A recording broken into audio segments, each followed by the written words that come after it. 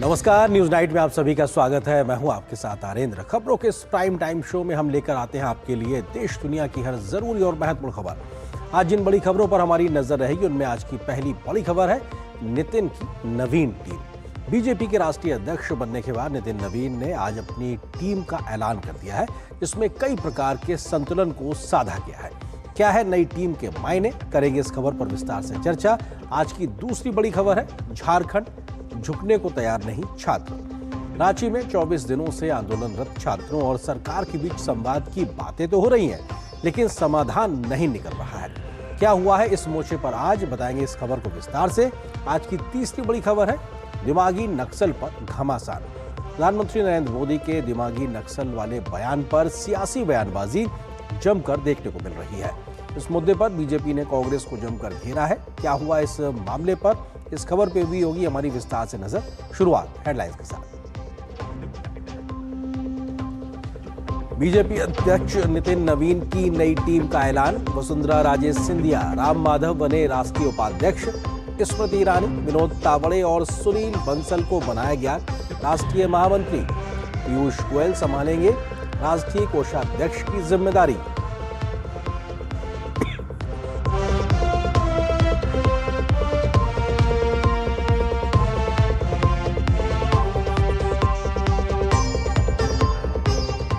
राम मंदिर चढ़ावा विवाद मामले में सुप्रीम कोर्ट में हुई सुनवाई। एसआईटी जांच जल्द पूरी करने और निष्पक्ष जांच का आदेश।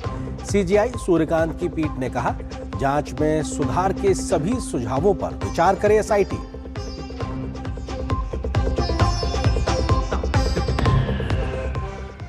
कांग्रेस नेता पी चिदम्बरम के दिमागी नक्सल वाले बयान पर घमासान। भाजपा ने कांग्रेस पर साधा निशाना। कहा, चिदम्बरम के बयान से सामने आया कांग्रेस का असली चेहरा। बयान पर जवाब दे कांग्रेस।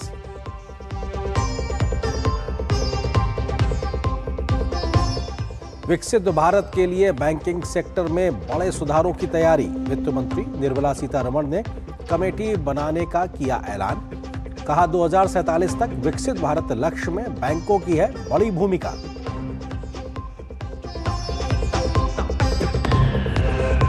जुलाई में बेरोजगारी दर घटकर 5.1% पर आई। जुलाई 2026 में पुरुषों और महिलाओं दोनों की बेरोजगारी दर पिछले महीने की तुलना में हुई कम। महिला श्रम बल भागीदारी 34.4% पर पहुंची।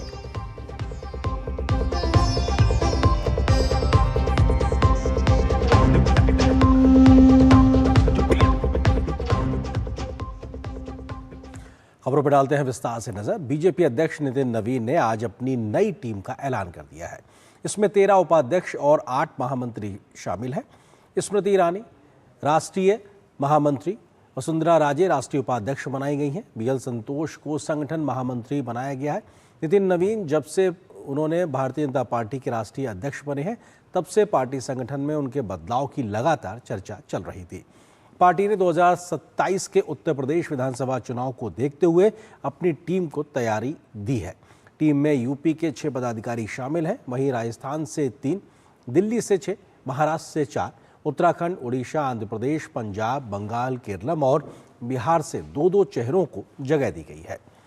बीजेपी की नई टीम में 13 राष्ट्रीय उपाध्यक्ष हैं। राजस्थान से वसुंधरा राजे सिंधिया, उत्तराखंड से तीरथ सिंह रावत, दिल्ली से राम माधव, उड़ीसा से वैजयंत जय पांडा, आंध्र प्रदेश से डी पुरंदेश्वरी, उत्तर प्रदेश से रेखा वर्मा, गुजरात से वर्षाबेन नरेंद्र भाई दोषी, महाराष्ट्र से भारती प्रवीण पवार, पंजाब से सरदार मनप्रीत सिंह बादल, मध्य प्रदेश से लाल सिंह आर्य, कर्नाटक से प्रोफेसर एस नागराज, उत्तर प्रदेश से प्रोफेसर तारिक मंसूर और पश्चिम बंगाल से मधुचंद्र कर को भी जिम्मेदारी सौंपी गई है।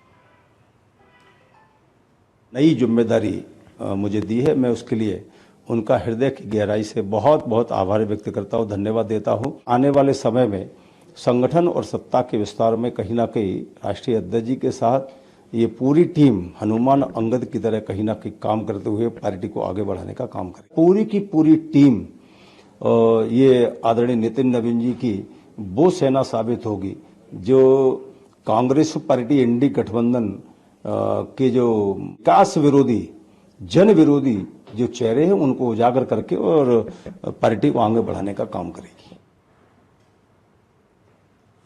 नितिन नवीन की इस टीम में कुल 13 राष्ट्रीय उपाध्यक्षों में से 6 महिला हैं। इस तरह से आंकड़ा 33% से भी कहीं ज्यादा यानी करीब 50% के आसपास है। 2 मुस्लिम नेताओं को भी नितिन नवीन की टीम में मौका दिया गया है। बीजेपी का नेशनल टीम का सूची जब पब्लिश हुआ तो बहुत अच्छा लगा, क्योंकि प्राइम मिनिस्टर नरेंद्र मोदी जी का अब सोच देखिए किस तरीके से अपना टीम बनाते हैं, और हर स्टेट, हर रीजन, समाज के अलग अलग वर्ग और तजुर्बे वाले, एक्सपीरियंस और ऊर्जावान नए चेहरा किस तरीके से मिश्रण करके टीम बनाते हैं। तो हम तो हमेशा अपने आप को हम किस्मत वाला इंसान मानते हैं कि मोदी जी के साथ में काम करने का मौका मिल रहा है। नितिन नवीन की नई टीम में बीएल संतोष को राष्ट्रीय संगठन महामंत्री के पद पर बने रहेंगे। बीएल संतोष आरएसएस से लंबे समय से जुड़े हैं। बीजेपी के संगठन विस्तार और पार्टी की रणनीति में उनकी अहम भूमिका रही है। राज्यों में पार्टी समन्वय की जिम्मेदारी उनको मिलती रही है। बीजेपी ने 8 चेहरों को राष्ट्रीय महामंत्री बनाया है, जिनमें विनोद तावड़े, सुनील बंसल, विप्लव कुमार देव, स्मृति ईरानी, सतीश पुनिया, गजेंद्र पटेल, हरीश द्विवेदी और संजय भाटिया का नाम शामिल किया गया है। बीजेपी अध्यक्ष नितिन नवीन की नई राष्ट्रीय टीम में 12 महिलाओं को भी जिम्मेदारी दी गई है। इनमें वसुंधरा राजे सिंधिया, डी पुरंदेश्वरी, रेखा वर्मा, वर्षाबेन दोषी, डॉक्टर भारती पवार और डॉक्टर मधुचंद्र कर को राष्ट्रीय उपाध्यक्ष बनाया गया है। तो वहीं स्मृति ईरानी को महासचिव बनाया गया है। कविता पाटीदार, फोनगेन कोयंस और संगीता यादव को मंत्री का पद सौंपा गया है। इसके अलावा रूप कुमारी चौधरी को महिला मोर्चा अध्यक्ष और प्रीति गांधी को सोशल मीडिया सह संयोजक की जिम्मेदारी सौंपी गई है। सबसे ज्यादा प्रतिनिधित्व उत्तर प्रदेश की 3 महिलाओं का है, जबकि महाराष्ट्र की 2 और बाकी राज्यों की 1-1 महिलाएं शामिल की गई हैं। बीजेपी की नई टीम के ऐलान के बाद प्रधानमंत्री नरेंद्र मोदी ने सोशल मीडिया पर पोस्ट कर बधाई संदेश भी दिया है। भाजपा के नवनियुक्त राष्ट्रीय पदाधिकारियों के साथ ही उन सभी साथियों को बहुत बहुत बधाई, जिन्हें पार्टी में अलग अलग जिम्मेदारियां सौंपी गई हैं। इस ऊर्जावान टीम के पास जहां संगठन का भरपूर अनुभव है, वहीं जमीनी जुड़ाव भी है। मुझे पूर्ण विश्वास है कि हमारे ये सभी साथी पूरे समर्पित भाव से पार्टी को मजबूत करने के साथ ही जन कल्याण के कार्यों को आगे बढ़ाएंगे। सभी को मेरी ढेर सारी शुभकामनाएं। ये बात प्रधानमंत्री ने कही है। उधर नितिन नवीन की नई टीम में युवा और अनुभवी नेतृत्व का भी उचित संतुलन देखने को मिल रहा है। लंबे समय से एबीवीपी कार्यकर्ता रहे विनोद तावड़े को उनके कुशल सांगठनिक क्षमता के लिए फिर से महामंत्री बनाया गया है। पश्चिम बंगाल में भारी विजय दिलाने वाले सुनील बंसल को दोबारा महामंत्री की जिम्मेदारी मिली है। वहीं महामंत्री की जिम्मेदारी दी गई है और इसके अलावा पूर्व केंद्रीय मंत्री एवं प्रखर वक्ता स्मृति ईरानी की महामंत्री के रूप में वापसी हुई है। संघ के प्रचारक रहे लेखक चिंतक राम माधव की उपाध्यक्ष के रूप में वापसी हुई है। इसके अलावा टीम में 3 पूर्व मुख्यमंत्री वसुंधरा राजे सिंधिया, तीरथ सिंह रावत, विप्लव देव को भाजपा की राष्ट्रीय टीम में शामिल किया गया है।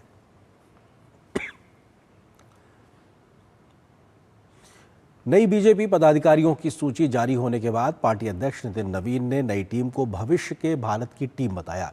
उन्होंने कहा कि यह टीम प्रधानमंत्री नरेंद्र मोदी के विजन और संकल्प को जमीनी स्तर पर पहुंचाने के साथ कार्यकर्ताओं और जनता से मजबूत संवाद स्थापित करेगी। ये भाजपा के भविष्य की टीम है, भविष्य के भारत की टीम है और मैं इस टीम को बहुत शुभकामना देता हूं और कहीं ना कहीं माननीय प्रधानमंत्री के विजन को, प्रधानमंत्री के संकल्प को ये टीम जमीन स्तर पर लेके जाएगी और कार्यकर्ताओं के साथ एक संबंध, जनता के साथ संवाद और निश्चित रूप से एक संकल्प के साथ काम करेगी। तो नितिन नवीन जो कि राष्ट्रीय अध्यक्ष है भाजपा की, उनकी टीम का जो ऐलान हुआ उसमें किस प्रकार का एक बैलेंस दिखाई पड़ता है, किस प्रकार की तमाम काबिलियत दिखाई पड़ती है, आइए कुछ तथ्यों को आपके सामने रखते हैं। क्योंकि बीजेपी की नवीन ब्रिगेड की अगर बात की जाए तो उसमें अनुभवी चेहरे, प्रशासनिक अनुभव और संगठनात्मक अनुभव साफ तौर पे दिखाई पड़ता है। जल्दी से अन्य तथ्यों की अगर बात करें तो युवाओं की ऊर्जा भी इसमें है, भौगोलिक विविधता भी दिखाई पड़ती है, व्यापक सामाजिक समावेशन भी इस टीम में दिखाई पड़ रहा है, जो कि नितिन नवीन की नई टीम है। बीजेपी की जो नितिन नवीन की नई टीम है उसमें भौगोलिक विविधता किस तरीके से, उसका भी जिक्र आपसे करते हैं। 23 राज्यों और केंद्र शासित प्रदेशों का प्रतिनिधित्व इसमें दिखाई पड़ता है। संतुलित प्रतिनिधित्व तमाम पूरे देश भर का दिखाई पड़ता है। स्थानीय परिस्थितियों की बेहतर समझ वाले तमाम नेताओं को इस राष्ट्रीय टीम में जिम्मेदारी मिली है और भौगोलिक विविधता के साथ इस टीम में पूरे भारत का रिप्रेजेंटेशन दिखाई पड़ता है। इसी तरीके से पूर्वोत्तर पर विशेष जोर भी कहीं ना कहीं दिखाई पड़ रहा है, क्योंकि पूर्वोत्तर क्षेत्र को विशेष महत्व दिया गया है इस पूरी टीम में। त्रिपुरा, असम, नागालैंड से भागीदारी दिखाई पड़ रही है। 3 क्षेत्रीय नेताओं को राष्ट्रीय स्तर पर बड़ी जिम्मेदारी मिली है। नॉर्थ ईस्ट कोऑर्डिनेशन सेल को भी लगातार जारी रखा गया, जिसका डॉक्टर संबित पात्रा जिम्मेदारी संभाल रहे हैं। इसी तरीके से जनजातीय प्रतिनिधित्व भी दिखाई पड़ रहा है, क्योंकि 4 जनजातीय प्रतिनिधि इस पूरी राष्ट्रीय टीम में शामिल किए गए, जिनमें 2 महिलाएं भी दिखाई पड़ रही है। पश्चिम बंगाल, मध्य प्रदेश, महाराष्ट्र, पूर्वोत्तर से इन जनजातीय प्रतिनिधियों को शामिल किया गया है राष्ट्रीय टीम में। इसके अलावा अगर बात की जाए तो अनुसूचित जाति का प्रतिनिधित्व भी इस टीम में दिखाई पड़ता है, क्योंकि एससी समुदाय से 3 सदस्य इसमें शामिल किए गए हैं, जो कि उत्तर प्रदेश, तमिलनाडु और मध्य प्रदेश से ताल्लुक रखते हैं। तो एक प्रकार से क्षेत्रीय और कई प्रकार के बैलेंस दिखाई पड़ रहे हैं। महिला प्रतिनिधित्व की अगर बात की जाए तो 12 अनुभवी महिलाएं इस पूरी राष्ट्रीय टीम में शामिल की गई हैं। वरिष्ठ स्तर पर महिला प्रतिनिधित्व दिया गया है, क्योंकि महिलाओं की आबादी को उनकी हिस्सेदारी के तरीके से आगे बढ़ाने पर संगठन की इस पूरी तस्वीर में वो झलक साफ तौर पे दिखाई पड़ रही है। आधी आबादी की भागीदारी पर कहीं ना कहीं इस नई टीम में जोर है। सामाजिक धार्मिक समावेशन भी दिखाई पड़ता है, उसकी विभिन्न धार्मिक समुदायों को प्रतिनिधित्व के तौर पर दिखाई पड़ता है। हिंदू नेताओं भी इसमें पार्टी में टीम में शामिल हैं, तो 2 ईसाई नेता इस नई टीम में शामिल दिखाई पड़ रहे हैं। एक सिख नेता इस नई टीम में शामिल दिखाई पड़ रहा है। इसके अलावा एक मुस्लिम चेहरा भी इस नई टीम में शामिल है। एक जैन नेता इस नई कार्यकारिणी में शामिल है। एक पारसी सदस्य के तौर पर भी राष्ट्रीय टीम में उनकी मौजूदगी दिखाई पड़ती है। सामाजिक धार्मिक विविधता के एक तरीके से इस पर तस्वीर भी साफ तौर से इस राष्ट्रीय टीम में दिखाई पड़ती है। इस ब्रिगेड में प्रशासनिक अनुभव भी साफ तौर पर झलकता हुआ दिखाई पड़ता है, क्योंकि प्रशासनिक अनुभव को प्रमुखता देता हुआ भी ये पूरी टीम दिखाई पड़ती है, क्योंकि इसमें 3 पूर्व मुख्यमंत्री शामिल किए गए। इन 3 नामों का अगर जिक्र करें तो राजस्थान से वसुंधरा राजे सिंधिया, उत्तराखंड से तीरथ सिंह रावत और विप्लव कुमार देव त्रिपुरा से, ये तीनों पूर्व मुख्यमंत्री के तौर पर इस नई टीम में शामिल किए गए। कई पूर्व प्रदेश अध्यक्षों को भी, जो अलग अलग राज्यों से आते हैं, उनको भी इस नई टीम में जगह दी गई है। तो अपने आप में अनुभव को भी बड़ा तरजीह देते हुए दिखाई पड़ते हैं। केंद्र सरकार के अनुभव के आधार पर बात की जाए तो 4 पूर्व केंद्रीय मंत्री इस नई राष्ट्रीय संगठन की टीम में शामिल किए गए। एक वर्तमान केंद्रीय मंत्री को भी शामिल किया गया, पीयूष गोयल, जो कि राष्ट्रीय कोषाध्यक्ष की जिम्मेदारी संभालेंगे। विभिन्न मंत्रालयों का प्रशासनिक अनुभव रखने वाले ये लोग अब संगठन के माध्यम से संगठन को जमीन पर विस्तार देते हुए नजर आएंगे। इसी प्रकार से विधायी अनुभव के लिहाज से बात की जाए तो लोकसभा और राज्यसभा के मौजूदा 18 सांसदों को इस नई टीम में जगह दी गई है। विधायी अनुभव का लाभ मिलता नजर आएगा। जनता से सीधे जुड़े हुए जो सांसद होते हैं उसका फायदा पार्टी के संगठन के स्तर पर भी मिलता है, और विभिन्न नीतिगत क्षेत्रों की विशेषज्ञता रखने वाले ऐसे तमाम सांसदों का संगठन में अहम पदों पर होना, इससे पार्टी को एक तरीके से जमीनी स्तर पर लाभ मिलने की संभावना है। पेशेवर और अकादमिक विविधता भी दिखाई पड़ रही है। 2 प्रोफेसर हैं, 6 PhD होल्डर्स हैं, 4 चिकित्सक भी इस टीम में शामिल है। इसके अलावा इंजीनियर्स हैं, चार्टर्ड अकाउंटेंट हैं और वकालत की डिग्री रखने वाले भी लोग इस टीम में शामिल हैं। विभिन्न पेशेवर क्षेत्रों के लोगों को शामिल करके प्रोफेशनल टीम का एक पिक्चर दिखाने की तस्वीर भी साफ तौर पे दिखाई पड़ती है। तो एक प्रकार से ये उस बड़ी टीम की, राष्ट्रीय टीम के तमाम वो पहलू हैं जो दिखाते हैं कि कैसे विविधताओं को समाहित करके एक समग्र टीम को स्तर पे लाया गया है। लेकिन क्या बड़ा संदेश नए राष्ट्रीय अध्यक्ष नितिन नवीन देना चाहते हैं अपनी इस टीम के ऐलान के बाद से, इसी खबर पे हम करेंगे चर्चा। इससे जुड़ा है आज का हमारा विशेष, जो आपकी इस वक्त टेलीविजन स्क्रीन पर। नई टीम, नया विस्तार, बीजेपी तैयार। और इस खबर पे बात करने के लिए हमारे साथ में खास मेहमान मौजूद हैं, वरिष्ठ पत्रकार अनंत विजय जी। इसके अलावा हमारे सहयोगी संवाददाता शैलेंद्र मिश्र हमारे साथ में जुड़ रहे हैं, जो लगातार बीजेपी कवर करते हैं। अनंत जी, आपके पास आऊं उससे पहले शैलेंद्र का रुख करता हूं। शैलेंद्र, क्या बड़े संदेश इन तमाम चीज़ों के माध्यम से जो राष्ट्रीय टीम अब घोषित की गई, क्योंकि जब नितिन नवीन को नया राष्ट्रीय अध्यक्ष बनाया गया तो ये कहा गया था ये जनरेशनल एक शिफ्ट दिखाई पड़ रहा है अध्यक्ष के पोस्ट पे।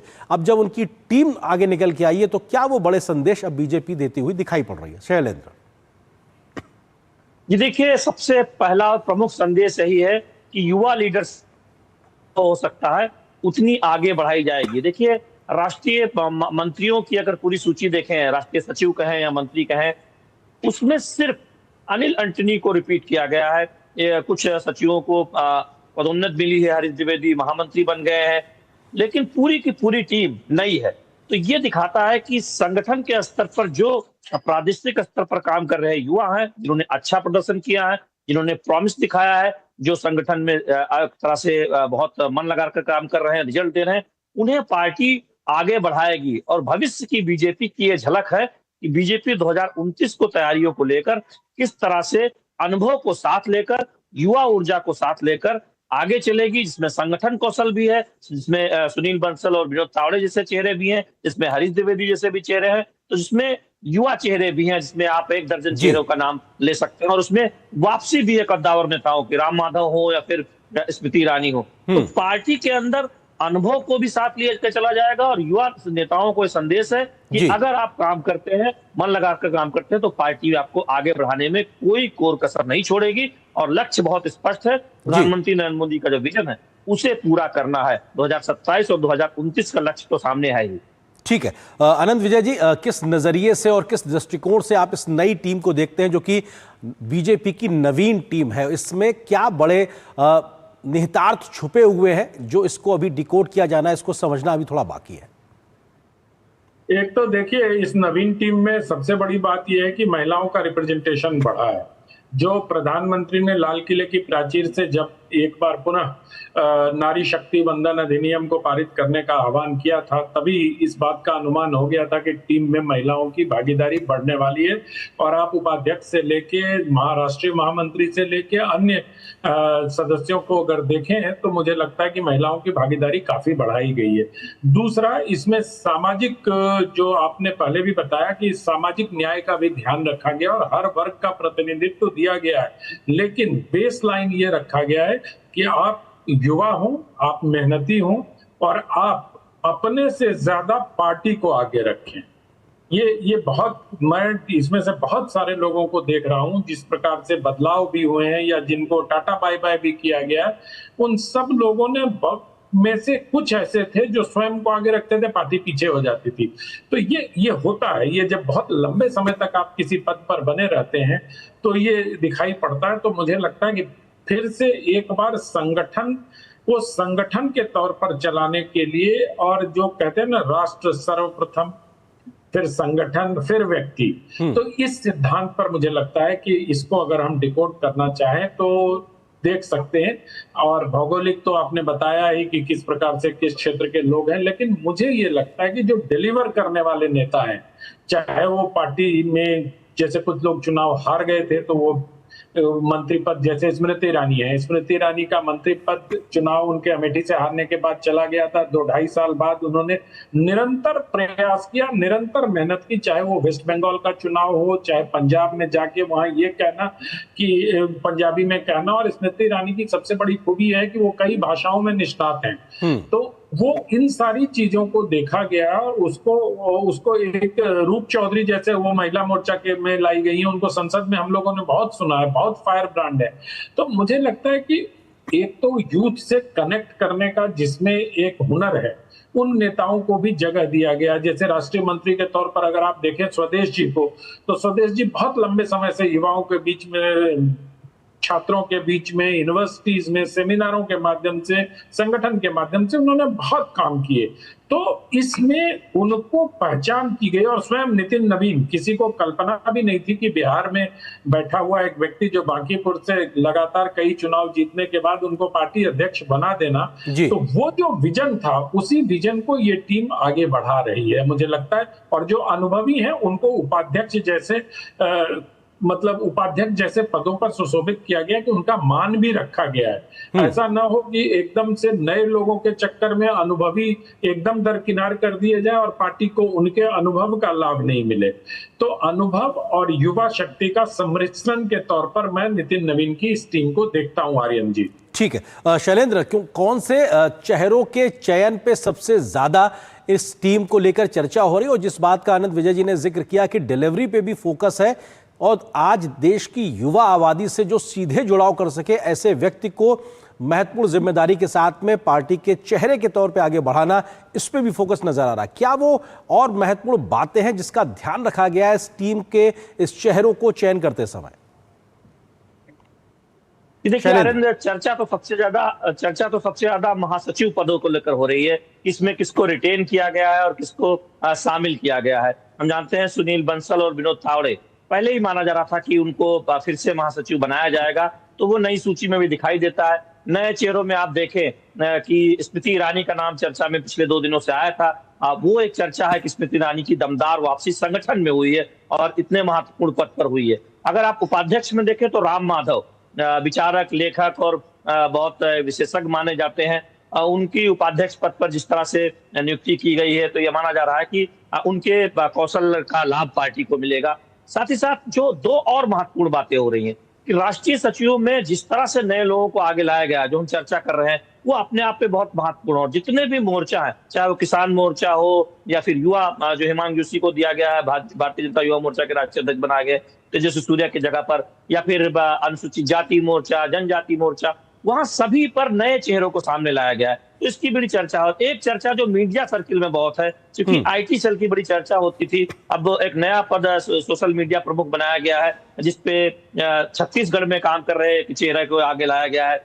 तो वहां पर अमित मालवीय की जगह जो नया चेहरा सामने लाया गया, इसकी बड़ी चर्चा है। क्योंकि बीते कुछ दिनों से ये चर्चा हो रही थी कि क्या आईटी सेल में कोई बड़ा बदलाव होगा जब नई टीम आएगी, तो वो दिखाई देता है कि वो बदलाव हुआ है और साथ ही साथ उसमें सह संयोजक भी जोड़े गए। इसमें 4 सह संयोजक जोड़े गए। पहले अकेले अमित मालवीय पद संभालते थे। तो पार्टी जो सोशल मीडिया के महत्व को समझ रही है और उस टीम को और मजबूत करने की कोशिश की गई है। तो मीडिया के अंदर इस बात की बड़ी चर्चा है। बाकी ये महामंत्रियों के नाम पर निश्चित तौर पर वो हम सुबह से इस बात की चर्चा कर रहे हैं और जब लिस्ट आई तब ये बात सामने भी आई कि स्मृति ईरानी की वापसी हुई है, राम माधव की एक तरह से वापसी हुई है। सबसे ज्यादा जिन नामों पे चर्चा उसका जिक्र निश्चित तौर से पे हो रहा है आनंद जी, क्योंकि क्या ये 2029 या अगले साल के चुनाव की तैयारी के मद्देनजर एक चयन की गई टीम है, या फिर पार्टी को एक संगठन के स्तर पे और आगे तक ले जाना, लोगों के साथ जुड़ाव करना और जो सेवा की बात पार्टी करती है, पार्टी विद डिफरेंस की बात करती है,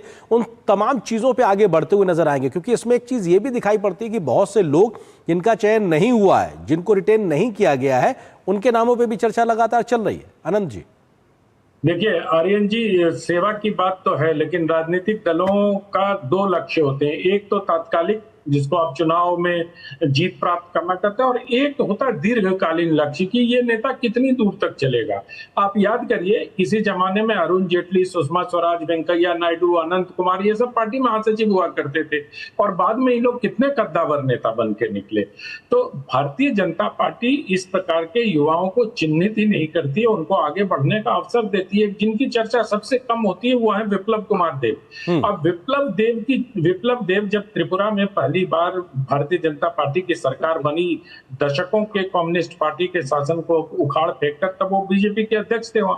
उसके बाद उनको मुख्यमंत्री बनाया गया, मुख्यमंत्री पद से उनको हटाया गया और उसके बाद उनको हरियाणा की जिम्मेदारी दी गई। पार्टी ने हरियाणा में बेहतर प्रदर्शन किया। फिर विप्लव कुमार देव को भूपेंद्र यादव के साथ वेस्ट बंगाल में और सुनील बंसल जी के साथ वेस्ट बंगाल में लगाया गया और विप्लव देव को वो इलाके दिए गए नॉर्थ कलकत्ता का, जहां की बहुत कम सीटें भारतीय जनता पार्टी को मिलती थी और उस मतलब कठिन इलाके में विप्लव देव ने अपनी मेहनत से पार्टी को, वो जाहिर सी बात है सुनील बंसल और भूपेंद्र यादव जी का उनको साथ मिला, नेतृत्व मिला, प्रेरणा मिली, सहयोग मिला, लेकिन जमीन पर जिस व्यक्ति को जो काम दिया जाता है उसको डिलीवरी। तो मुझे लगता है इस टीम में ऐसे लोगों को बहुत जगह दी गई जिन्होंने डिलीवर किया। अब जैसे इसमें मीडिया की बात कर रहे थे हमारे मित्र, अब दीपक जो इसके बनाए गए हैं सोशल मीडिया के, वो छत्तीसगढ़ में उन्होंने बहुत काम किया और बहुत सारे मतलब नितिन नवीन जब छत्तीसगढ़ के प्रभारी थे वहीं उन्होंने उनका काम देखा होगा और मुझे लगता है इसलिए उनको, क्योंकि उनका काम बहुत बड़ा है। दूसरी बात, अगर मीडिया टीम की बात करें तो अनिल बलूनी जी को रिटेन भी किया गया। अनिल बलूनी जी ने जो मीडिया को मैनेज किया या जिस तरह से नैरेटिव को मैनेज किया, उसमें अनिल बलूनी जी को रिटेन करना इस बात को का कोई की ओर भी इंगित करता है कि जो डिलीवरी कर रहा है उसको, इसका यह मतलब नहीं है कि जिनको हटाया गया वो डिलीवरी नहीं कर पाए, लेकिन जिनकी डिलीवरी बेहतर हुई उनको एक तरीके से ज्यादा बेहतर मौके और संभावनाओं के तरीके से घोड़ा भी माना गया और कहा गया कि आप लंबा खेलो। ठीक है, तो लंबी पारी के लिए एक नई लंबी राष्ट्रीय टीम का आज ऐलान हुआ है और बीजेपी इस टीम के सहारे जनता का विश्वास जीतकर आगे बढ़ने की पूरी तैयारी करेगी। बहुत शुक्रिया आनंद विजय जी आपका हमारे साथ जुड़ने के लिए। शैलेंद्र आपका भी बहुत बहुत शुक्रिया इस खबर पर विस्तार से बात करने जुड़ने के लिए। यहाँ पर एक छोटे से ब्रेक के लिए रुकते हैं। ब्रेक के उस पर जब वापस आएंगे तो खबर होगी झारखंड से, जहां पर छात्रों के आंदोलन का आज 24वां दिन। क्या हुआ है रांची में आज बताएंगे इस खबर को विस्तार से छोटे से ब्रेक के बाद।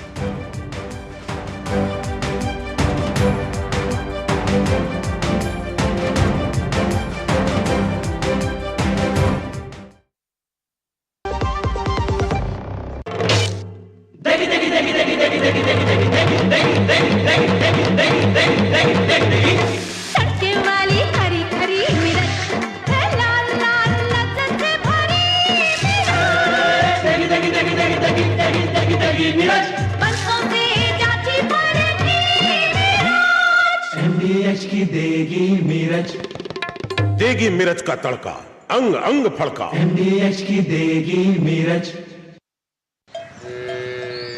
वाह, गाय तुम्हारी माता है ना? तो पशुहार के नाम पर जहर क्यों खिलाता है?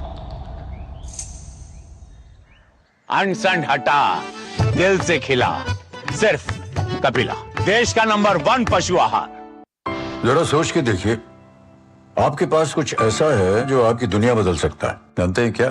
आपका अपना सोना। सोना क्या नहीं कर सकता? सोना आपको अपने सपनों का घर दिला सकता है, आपके बच्चों का भविष्य बना सकता है। सोना आपकी हर इच्छा पूरी कर सकता है। तो भारत की सबसे बड़ी gold loan NBFC Muthoot finance से गोल्ड लोन लीजिए और फिर देखिए सोना क्या नहीं कर सकता। मुथूट फाइनेंस, जहां विश्वास ही परंपरा है। कॉल कीजिए 1-800-313-1212। मेरी पसंद, मेरी पसंद, मेरी पसंद, मेरी पसंद, हमारी पसंद। हम सबकी पसंद। मजबूत देश का मजबूत सरिया हो गया स्टील। ओ हरि भैया, अरे वाह, खेतों में कौन सी फसल लगाए हो? 12 महीने कमा कर दे ऐसी फसल। क्या? मैंने नया व्यवसाय शुरू किया है। उसके लिए पैसे? इसमें किसी निवेश की जरूरत ही नहीं। अच्छा, मुखिया जी। अरे मुखिया जी, नमस्ते। अरे हरी, कब आ रहे हो? आप बस चलिए, मैं पहुंचता हूं। अब मैं LIC एजेंट हूं। LIC एजेंट बनो, अब बड़ा सोचो। हमारी वेबसाइट पर जाएं या अपनी नजदीकी LIC शाखा से संपर्क करें। काम रुकना नहीं चाहिए, पर खुजली रुकनी चाहिए। इसलिए सपर डॉक्टर स्किन लोशन, काम चालू खुजली बंद। 128 सालों से दांत का आखिरी इलाज। गोल्डी छोले मसाले, जहाँ जाए रिश्ते बनाए। गोल्डी लाए हैं फ्रेश लॉक टेक्नोलॉजी, जो रखे मसालों को हर समय फ्रेश। और ब्रेक के बाद अब खबर झारखंड से। झारखंड में आंदोलन कर रहे छात्रों और सरकार के बीच सहमति नहीं बन पाई है। छात्रों और सरकार के बीच इससे पहले 3 दौर की बातचीत हो चुकी है। हालांकि परीक्षा में कथित अनियमितताओं की जांच, परीक्षा रद्द करने और भर्ती प्रक्रिया में सुधार जैसी कई अहम मांगों पर अब तक सहमति नहीं बन सकी है। अब चौथे दौर की वार्ता ऐसे समय हो रही है जब आंदोलनकारी छात्रों ने 18 अगस्त तक अपनी मांगों पर सरकार से स्पष्ट निर्णय लेने की उम्मीद जताई है। इसके बाद 20 अगस्त को मुख्यमंत्री आवास घेराव का कार्यक्रम घोषित किया गया है। चौथे दौर की बातचीत इसलिए भी महत्वपूर्ण है क्योंकि छात्र पहले ही आगे के आंदोलन का ऐलान कर चुके हैं। इस बीच CID की टीम JSSC कार्यालय पहुंची और सचिव सुधीर गुप्ता से पूछताछ शुरू की है। टीम परीक्षा से जुड़े दस्तावेजों की भी जांच कर रही है। उधर कांग्रेस नेता राहुल गांधी ने मुख्यमंत्री हेमंत सोरेन को पत्र लिखकर छात्रों से स्वयं मिलने की अपील की है, जिसके बाद से बीजेपी कांग्रेस पर हमलावर है। बीजेपी के प्रवक्ता प्रतुल शाहदेव ने कहा है कि राहुल गांधी और हेमंत सोरेन को लेटर खेलना आपस में बंद करना चाहिए। आंदोलन के 24वें दिन कांग्रेस के युवराज राहुल गांधी की नींद टूटी, और ये नींद टूटी नहीं है, ये छात्रों के आंदोलन ने और पूरे देशव्यापी प्रदर्शन ने उनके होश उड़ा दिए हैं। वो बैकफुट पर आ गए। तब जाकर उन्होंने एक पत्र लिखा है 24वें दिन मुख्यमंत्री हेमंत सोरेन को कि छात्रों की जो जायज मांगे हैं उसको मानिए। अभी मुख्यमंत्री हेमंत सोरेन लेटर भेजते हैं और कहते हैं जो हमने समिति बनाई है उससे छात्र आकर बात करें। कभी आप हेमंत सोरेन को लेटर भेजते हैं और कहते हैं कि आप जाकर मुख्यमंत्री जाकर छात्रों से मिले। तो ये कब तक लेटर करेंगे? मुख्यमंत्री आवास से सिर्फ 1 किलोमीटर की दूरी पर छात्र धरना दे रहे हैं। आप प्रयागराज जा सकते हैं राहुल बाबा, छात्रों की गूंज सुनाई देती है। आप पुणे जाने वाले हैं लेकिन आप रांची नहीं आते हैं छात्रों के साथ। तो ये आपका जो हिपोक्रेसी वाला जो आपका पॉलिटिकल स्टैंड है एक्सपोज हो गया। वहीं इस बीच झारखंड की राजधानी रांची में चल रहे JPSC प्रोटेस्ट का आज 24वां दिन है। 14 दिन से भूख हड़ताल पर बैठे प्रेम नायक ने बताया कि उनके हौसले अब भी बुलंद हैं और वो आखिरी सांस तक छात्रों के भविष्य के लिए लड़ते रहेंगे। मैं अंतिम क्षण तक इस राज्य के लिए, इस मिट्टी के लिए, छात्रों की मांग के लिए और आने वाला भविष्य के लिए मैं लड़ता रहूँगा। CBI जांच से क्यों घबरा रही है सरकार? CBI जांच ही भरोसा है जब तो करवा देना चाहिए। छात्रों की कोई बड़ी मांग तो नहीं है, वो तो इस्तीफा आपका मांग नहीं रहे, आप सरकार में रहिए, लेकिन जो इनकी डिमांड है वो पूरी कर दीजिए। ये सिर्फ और सिर्फ न्याय मांग रहे हैं। छात्रों का और भाइयों का, साथियों का कहना है आप लोग बहुत दिन भूख हड़ताल कर लिए, इसलिए इन लोग घबरा करके भगत सिंह के तर्ज पे पूरे झारखंड में आंदोलन करना चाहते हैं। जेपीएससी प्रोटेस्ट के 24वें दिन जयपाल सिंह मुंडा स्टेडियम में आंदोलन आगे बढ़ रहा है। बैनर, पोस्टर और गीतों से आंदोलन में जोश भरने की लगातार कोशिश हो रही है। झारखंड में छात्रों का आंदोलन 24वें दिन तक पहुंच गया है और गांधीगिरी, बापूगिरी सब कुछ चल रहा है, लेकिन अब इन्होंने भगत सिंह की तस्वीरें भी अब सामने में लगानी शुरू कर दी है। लग रहा है कि अब इनके सब्र का बांध टूट रहा है। क्या आज संदेश दे रहे हैं आप लोग? आज संदेश ये है कि 23 दिनों तक हम लोगों ने शांतिपूर्ण अपनी सरकार के बात मनवाने का प्रयास नहीं किया, लेकिन आज वक्त की पुकार है, वक्त की मांग है, वक्त की तगाजा है। तो तमाम छात्र है, सिर्फ झारखंड नहीं देश के तमाम छात्र अब भगत सिंह के रास्ते पर निकलकर अपनी शिक्षा, संस्कृति और मानवता, जो बेरोजगारी पर हमला हो रहा है, शिक्षा पर हमला हो रहा है, भविष्य पर हमला हो रहा है, उसको सुनिश्चित करे और जो कुंभकर्ण की तरह सरकार जो सोई हुई है उसको अपनी आवाज़ को सुनाए और अपनी मांग को पूरा करके ही हम लोग यहाँ से जाएंगे। ये आवाज़ सरकार तक पहुँचाने की कोशिश में है और इनको मानना है और इनकी उम्मीद भी है कि सरकार एक ना एक दिन इनके लिए न्याय के दरवाजे जरूर खोलेगी। अपने सहयोगी विकास के साथ मैं दिवाकर कुमार, दूरदर्शन समाचार, रांची। प्रदर्शन कर रहे छात्रों की सरकार से क्या मांग है? छात्रों की मांग है कि जेएसएससी सीजीएल परीक्षा की सीबीआई जांच कराई जाए, जेपीएससी और जेएसएससी के भ्रष्ट अधिकारियों पर कड़ी कार्रवाई की जाए, साथ ही टीडीपीएल को ब्लैकलिस्ट करने और इसकी सभी परीक्षाओं को रद्द करने की मांग की जा रही है। इसके साथ ही छात्रों की मांग परीक्षा घोटालों के लिए फास्ट ट्रैक कोर्ट का गठन करने की भी है। इधर भूख हड़ताल के 16वें दिन देवेंद्र नाथ महतो की स्वास्थ्य स्थिति लगातार बिगड़ती जा रही है। 15 अगस्त के बाद से उनकी तबीयत में लगातार गिरावट देखी जा रही है और बीपी दिन ब प्रतिदिन कम हो रहा है।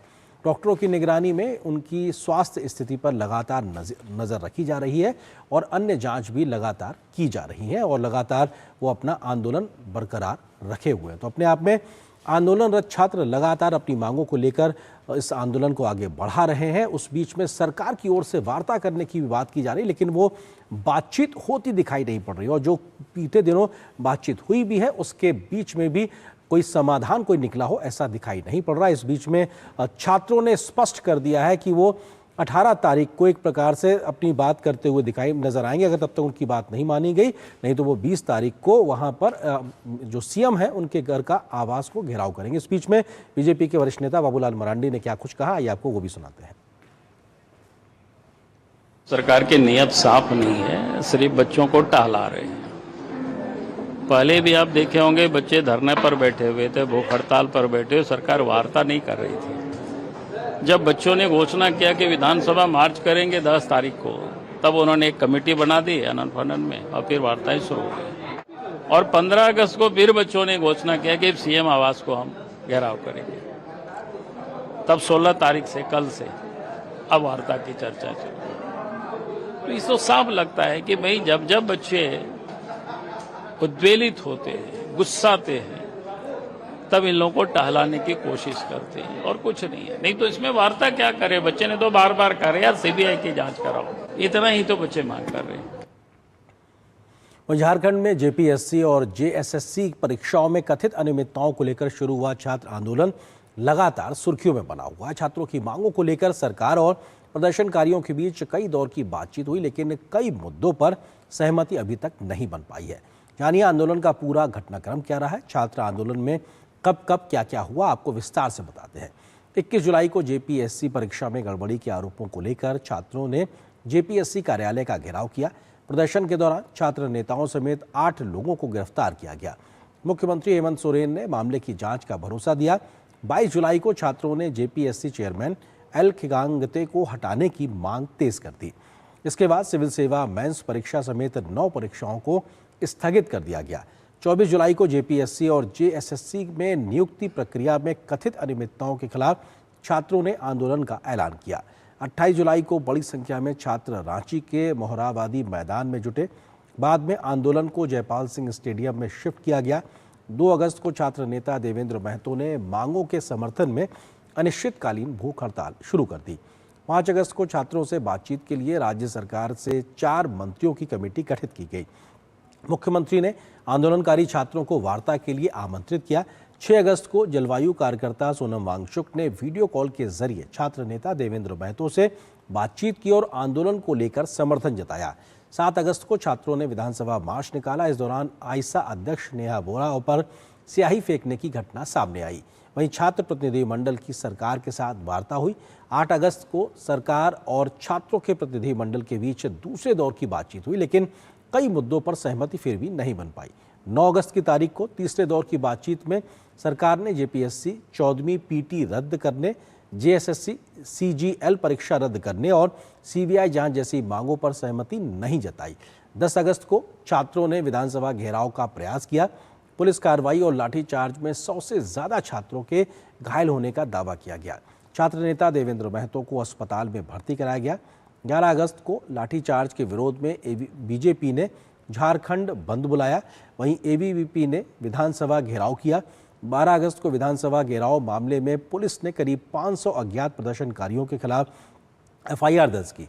15 अगस्त को छात्रों ने जयपाल सिंह स्टेडियम से पियारालाल चौक तक तिरंगा यात्रा निकाली। 17 अगस्त को सरकार और छात्रों के बीच चौथे दौर की वार्ता होनी थी।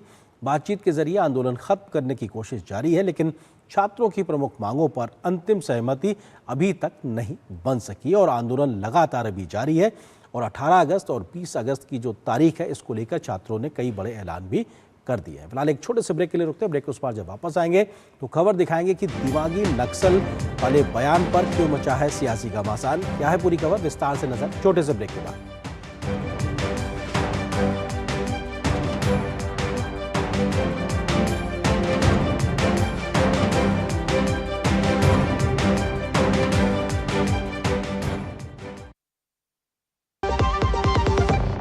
सस्ते वाले दाल मसाले स्वाद हुआ बेकार। एमडीएच की हल्दी मिर्ची धनिया करे कमाल। ये रंग दे, ये खुशबू दे, ये तीखा, ये कम पड़े। क्या निराला एमडीएच मसाला। बच्चों को ये तो पता है कि जब तक पापा है तब तक सब सही है, पर उन्हें ये नहीं पता कि कल अगर पापा नहीं रहे तो क्या होगा, क्योंकि आपने तो टर्म इंश्योरेंस लिया ही नहीं। थोड़ा तो समझदारी से काम लीजिए। पॉलिसी बाजार से टर्म इंश्योरेंस ले लीजिए, परिवार सबसे पहले। पॉलिसी बाजार पे 1 करोड़ का टर्म इंश्योरेंस सिर्फ 410 रुपए हर महीने से शुरू होता है। फिर से लेट।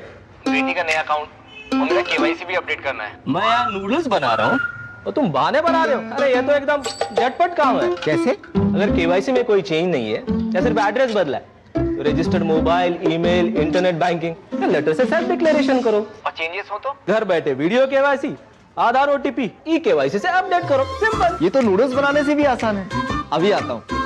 आरबीआई कहता है केवाईसी सुरक्षित बैंकिंग की ओर पहला कदम। पढ़ता है, खेलता है, झूलता उछलता है, दौड़ता कभी कभी दौड़ कराता है, आगे आगे बढ़ता है इंडिया, अमूल दूध पीता है इंडिया। जब धरती चीर कर निकलता है लोहे का पत्थर और मिलता है मोंगिया के जोश से, फिर तपता है, पिघलता है और बनता है फौलाद। अब होता है सरिया सारी खूबियों के साथ। मोंगिया स्टील, मजबूत देश का मजबूत सरिया। यार कैसे ले पाएंगे घर? नहीं, आज गर्मी बहुत है ना। यस, बहुत ही ज्यादा। पापा, घर खरीदने की प्लानिंग इज नॉट इजी। विनी, लॉन्ग टर्म सेविंग्स का बेस्ट प्लान बताना। LIC protection plus plan. LIC और सेविंग्स। यस, इसमें इंश्योरेंस और फंड्स दोनों में इन्वेस्ट करके गोल्स के हिसाब से सम अश्योर्ड एडजस्ट कर सकते हो। LIC protection plus plan, future insured, growth assured.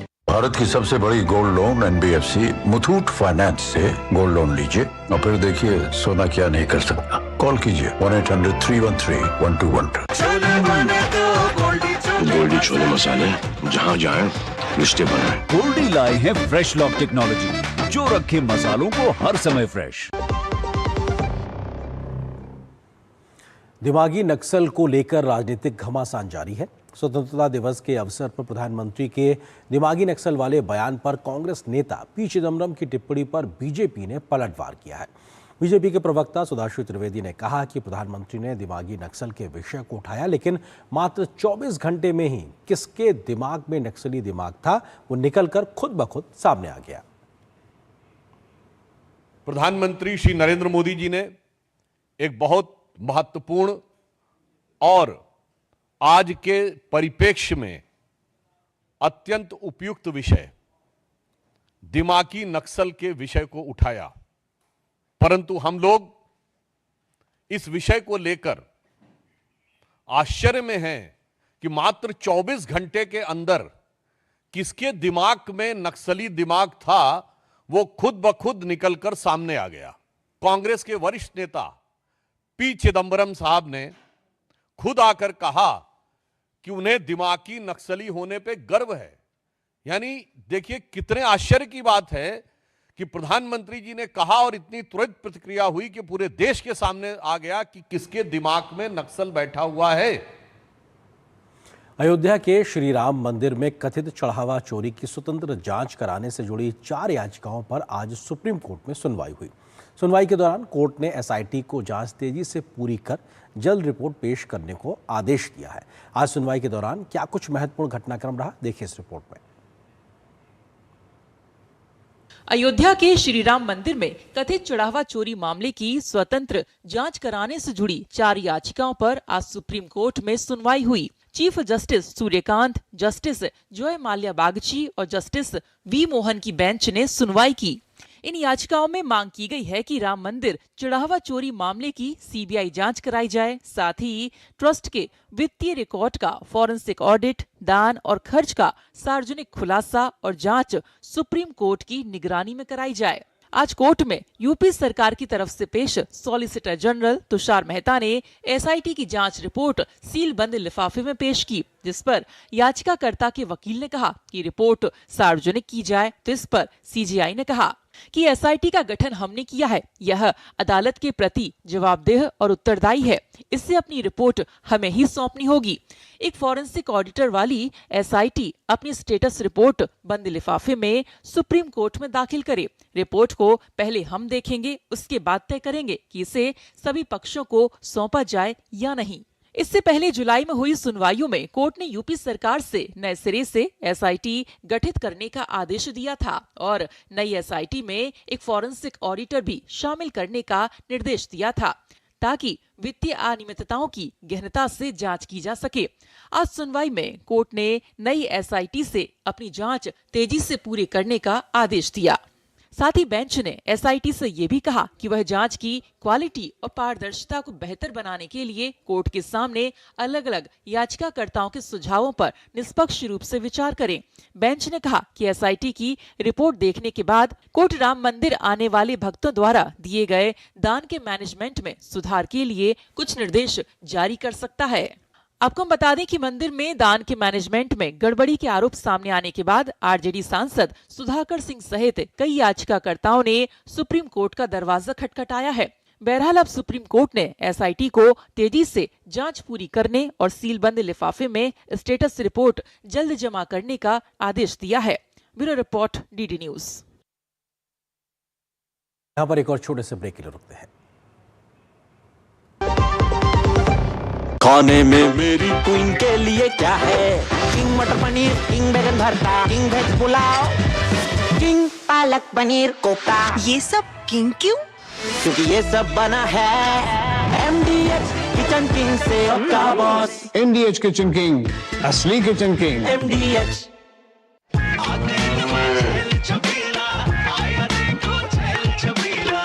एक कपिला, अरे भाई सब एक ही जैसा होता है। ये लो साधारण पशु आहार।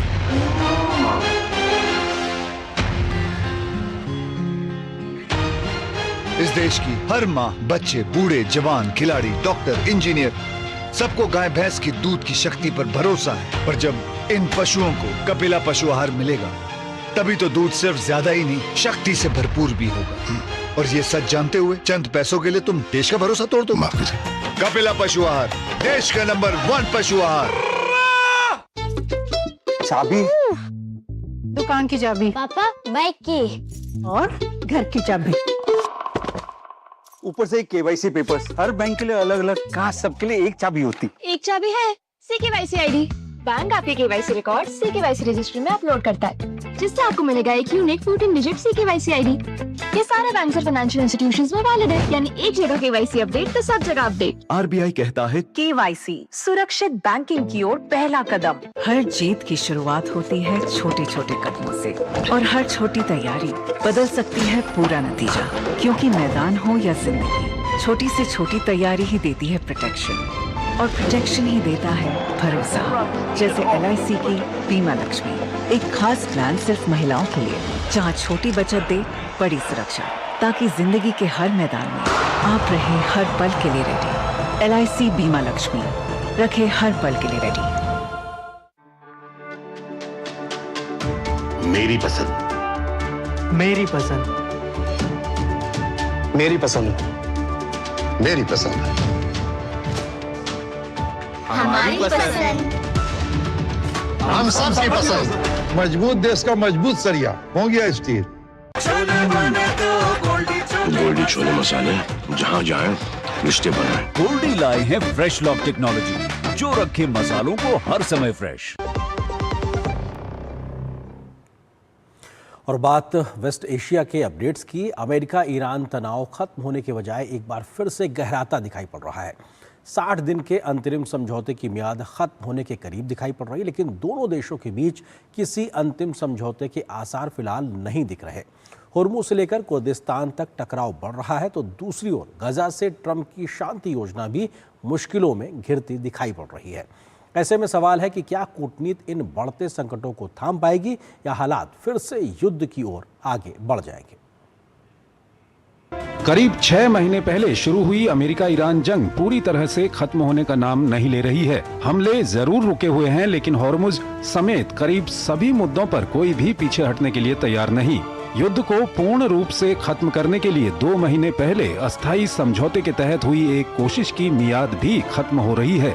17 जून को हुए अंतरिम समझौते के तहत अमेरिका और ईरान को 60 दिनों के अंदर बातचीत करके अंतिम समझौते तक पहुंचना था, परमाणु समझौता करना था। लेकिन पिछले कुछ हफ्तों में दोनों देशों के बीच हमले भी हुए और तनाव भी बढ़ा। ईरान ने समझौते की प्रासंगिकता पर सवाल खड़े करते हुए कहा कि इस पर हस्ताक्षर के कुछ हफ्तों बाद ही अमेरिका ने इसकी शर्तों का बड़े पैमाने पर उल्लंघन शुरू कर दिया था। ईरान का दावा है कि अमेरिकी रवैये के कारण बातचीत शुरू ही नहीं हो पाई। ऐसे में 60 दिन का सवाल बेमानी हो जाता है, यानी जिस समय सीमा पर दुनिया की निगाहें टिकी हुई थीं, उसे ईरान ने सिरे से ही मानने से इनकार कर दिया है। वहीं अमेरिका ईरान पर समझौते के उल्लंघन का आरोप लगाते हुए कई बार हमला कर चुका है। हालांकि बाद में हमले को रोकते हुए अमेरिका ने कूटनीति का रास्ता अपनाने पर जोर दिया। लेकिन होर्मुज स्ट्रेट पर किसी तरह सहमति नहीं बन पाने के बाद अमेरिका ईरान पर आर्थिक प्रतिबंधों को और कड़ा करने की तैयारी कर रहा है। वहीं ईरान ने दो टूक कह दिया है कि प्रतिबंध बढ़ाइए या नाकेबंदी कीजिए, ईरान अपनी स्थिति नहीं बदलेगा। ईरान के खिलाफ आर्थिक प्रतिबंधों के साथ कथित लैंड ब्लॉकेड लागू करने की भी आशंका जताई जा रही है। वहीं ईरान और कुर्दिस्तान क्षेत्र के बीच तनाव अब सीधे हमलों तक पहुंचता दिख रहा है।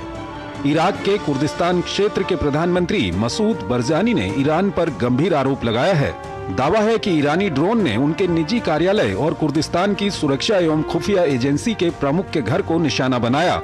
बरजानी ने इसे खतरनाक और अस्वीकार्य कार्रवाई बताते हुए कड़ी चेतावनी दी है।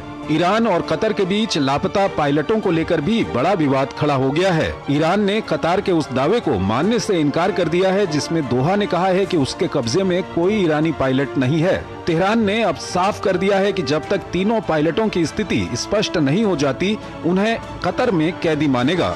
ईरान के साथ तनाव तो कम नहीं हो रहा, वहीं गाजा में ट्रंप की शांति की कोशिश में बड़ा पेंच फंस गया है। हमास के प्रतिनिधिमंडल ने काहिरा में अमेरिकी प्रतिनिधि जेरेड कुशनर से मुलाकात कर गाजा शांति योजना को मानने के लिए इजराइल पर दबाव डालने की अपील की है। इजराइल ने हमास के पूरी तरह हथियार नहीं डालने तक गाजा से सेना पीछे हटाने से इनकार कर दिया है। इसके बाद जेरेड कुशनर ने इजराइल के प्रधानमंत्री बेंयामिन नेतन्याहू से मुलाकात की। उधर 8 मुस्लिम देशों ने नेतन्याहू द्वारा ट्रंप की शांति योजना को खारिज किए जाने की निंदा की है। कुशनर की सबसे बड़ी चुनौती है कि दोनों पक्षों के बीच सहमति बनाई जा सके। आगे आपको एक और वैश्विक चुनौती से जुड़ी खबर दिखाएंगे, लेकिन उससे पहले एक छोटे से ब्रेक के लिए यहाँ पर रुकते हैं।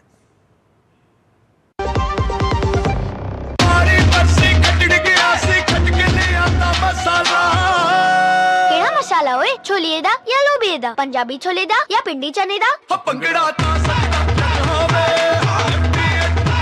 अब छोलिया हो या लोबिया, पंजाबी छोले या पिंडी चने, सब कुछ मजेदार बने।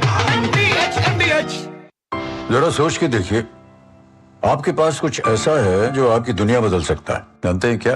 आपका अपना सोना। सोना क्या नहीं कर सकता? सोना आपको अपने सपनों का घर दिला सकता है, आपके बच्चों का भविष्य बना सकता है। सोना आपकी हर इच्छा पूरी कर सकता है। तो भारत की सबसे बड़ी gold loan NBFC Muthoot finance से गोल्ड लोन लीजिए और फिर देखिए सोना क्या नहीं कर सकता। मुथूट फाइनेंस, जहाँ विश्वास ही परंपरा है। कॉल कीजिए 1-800-313-1212।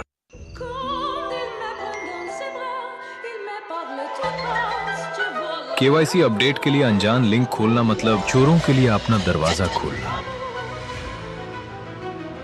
रुको, चेक किया लिंक सिक्योर है? सेंडर आपका बैंक है?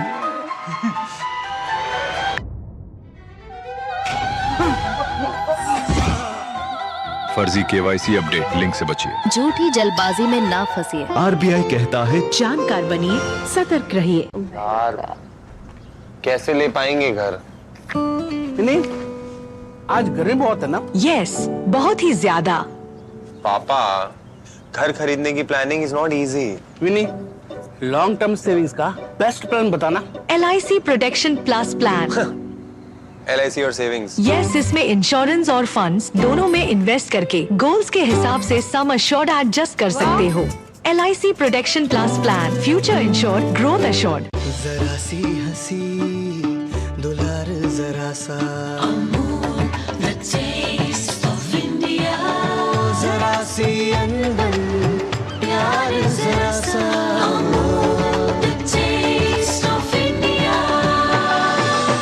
यही तो अमूल है, स्वाद इंडिया का, यही तो अमूल है, टेस्ट ऑफ इंडिया। छोले बने तो गोल्डी छोले मसाले, जहाँ जाए रिश्ते बनाए। गोल्डी लाए हैं फ्रेश लॉक टेक्नोलॉजी, जो रखे मसालों को हर समय फ्रेश। दक्षिण कोरिया के साथ सैन्य अभ्यास को लेकर ट्रंप के एक फैसले ने अमेरिका के सहयोगियों को भी चौंका दिया है। ट्रंप ने संयुक्त सैन्य ड्रिल में अमेरिकी भागीदारी कम करने का आदेश दिया, जबकि ईरान के खिलाफ जंग के बीच ये फैसला सामने आया है। क्या इसके पीछे दक्षिण कोरिया पर दबाव बनाने की रणनीति है, या फिर ट्रंप किम जोंग उन के रिश्ते सुधारने की नई चाल चल रहे हैं? आखिर अमेरिका के इस कदम से सियोल, प्योंगयांग और पूरे एशिया में क्या कुछ बड़ा संदेश गया है? आप देखिए इस रिपोर्ट को। मुझे, मेरी पूरी टीम को दीजिए अनुमति। नमस्कार। रूस यूक्रेन युद्ध के बीच दोनों देशों ने एक दूसरे पर बड़े हवाई हमले किए हैं। रूस ने रविवार रात यूक्रेन पर कई ड्रोन और मिसाइल हमले किए, जिसमें एक स्टील प्लांट में 2 लोगों की मौत हो गई। वहीं यूक्रेन ने मॉस्को इलाके में अब तक का सबसे बड़ा ड्रोन हमला किया, जिसमें एक व्यक्ति की मौत हो गई। इस हमले में रूस की एक बड़ी ई-कॉमर्स कंपनी का गोदाम जलकर खाक हो गया। इस बीच यूक्रेन से सटे रोमानिया ने बताया कि नाटो एयर पुलिसिंग मिशन में तैनात F-18 लड़ाकू विमान ने उसके हवाई क्षेत्र में घुसे एक ड्रोन को मार गिराया। नाटो प्रवक्ता के मुताबिक शुरुआती जांच में ड्रोन के रूस का होने की आशंका जताई गई है। डेमोक्रेटिक रिपब्लिक ऑफ कांगो में इबोला के प्रकोप से 2325 लोगों की मौत हो चुकी है। ये संख्या 2018 और 2020 के प्रकोप से हुई मौतों से ज्यादा है, जिससे यह देश के इतिहास का सबसे घातक प्रकोप बन गया है। कांगो के पब्लिक हेल्थ इंस्टीट्यूट ने अपनी ताज़ा रिपोर्ट में बताया कि कंफर्म मामलों की संख्या बढ़कर 4945 हो गई है, जिसमें पिछले 24 घंटों में मिले 101 नए मामले भी शामिल हैं। अभी फैला संक्रमण इबोला की बुंडीबुग्यो प्रजाति के कारण है, जिसके लिए फिलहाल कोई वैक्सीन या इलाज उपलब्ध नहीं है। म्यांमार के जुंटा प्रमुख से राष्ट्रपति बने मिंग आंग हाइंग सोमवार से रूस की यात्रा पर हैं। अप्रैल में राष्ट्रपति पद संभालने के बाद रूस की यह उनकी पहली आधिकारिक यात्रा है। इससे पहले राष्ट्रपति बनने के बाद वे भारत, चीन, लाओस और इस महीने की शुरुआत में थाईलैंड की यात्रा कर चुके हैं। पूर्व जनरल पश्चिमी देशों के कई प्रतिबंधों का सामना कर रहे हैं और संसद में राष्ट्रपति पद के लिए चुनाव जीतने के बाद से अंतर्राष्ट्रीय वैधता हासिल करने की कोशिश कर रहे हैं। पूर्वी इंडोनेशिया के फ्लोरेस द्वीप पर आए 7.7 तीव्रता के भीषण भूकंप के बाद बचाव दलों ने 6 और शव बरामद किए हैं, जिसमें मृतकों की कुल संख्या बढ़कर 53 हो गई है। राष्ट्रीय आपदा प्रबंधन एजेंसी के अनुसार भूस्खलन और मलबे की चपेट में आने से 135 लोग घायल हुए हैं और करीब 5000 लोगों को विस्थापित होना पड़ा है। बचाव